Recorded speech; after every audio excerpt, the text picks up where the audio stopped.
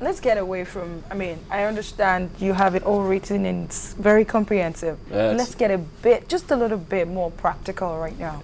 You know, it's going to be very hard for you to erode the existing, not erode, but that's what it sounds like, the existing security officials at the moment.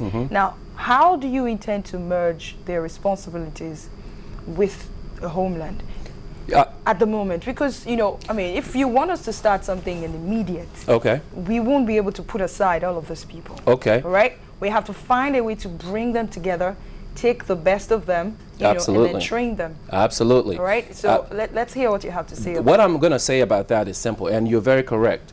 When we're creating the Department of Homeland Security, we need to get security agents from all these other agencies. These are the people that we're going to use for the Department of Homeland Security.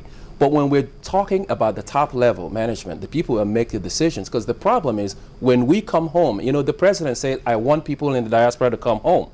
But when we come home, what do we come home to? Pretty much nothing. People here already don't like us here. You know, sorry, let me come in here. Have you tried reaching out with the security institutions? Well, yes, I've tried reaching out to some of the security agencies. What did they tell me? They tell me that they can't work with the U.S. military, that we are spies. They've told me that, you know, how can I be a spy? Isn't it possible? Well, it's not possible because we want to work with America. No, it's not possible. Don't we want to work with the U.S.? Wasn't Mrs. Clinton here a couple of days ago?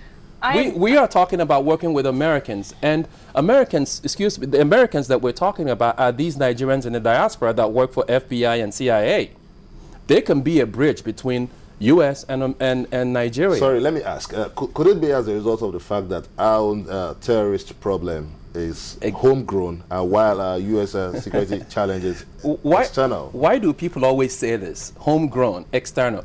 Terrorists are terrorists. They all have the same patterns, whether they're homegrown or external. And they're not homegrown, okay? Because they are getting some support from Al-Qaeda. They're getting support from Al-Shabaab in East Africa. They're getting support from other terrorist organizations. Have you been able to substantiate this? Yes, I have. So I have. Could you share some of your findings with us? No, I can't. It's it's not feasible. I am very particular about, you know, how you're going to gather the database. It's very important because no matter what you do, I wonder how you're going to be able to trace my fourth generation when you come. Okay. Well, I seriously wonder. That's why I'm here, and I'm able to do that, and I know we can do that.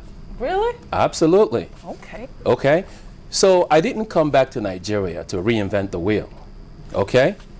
I just came to help oil the wheel so that it can rotate a little bit better. I bring effectiveness and efficiency to this country. That is my added value. Terrorism is not a respect of persons. It could be your family today, yours tomorrow, mine, your co-workers. The lives of every Nigerian is very critical and important to us. So in honor of those who have already died in the hands of terrorists, I say to you, let's roll. Let's go get them. Okay, one more thing before we go. We're trying to look at those fusion centers, just in case the fusion centers will be under the Internal Affairs Ministry, which we also have. And if we have the fusion centers, I'm trying to look at the kind of information they should be getting and what the people manning such fusion centers will be doing. Absolutely. Intelligence, analysis. That's what they will be doing in the fusion center. We need to train intelligence analysts. If you want to house it under the Department of what you just mentioned, the problem is this. People that need to man Department of Homeland Security are people who have idea on how to deal with terrorists internationally.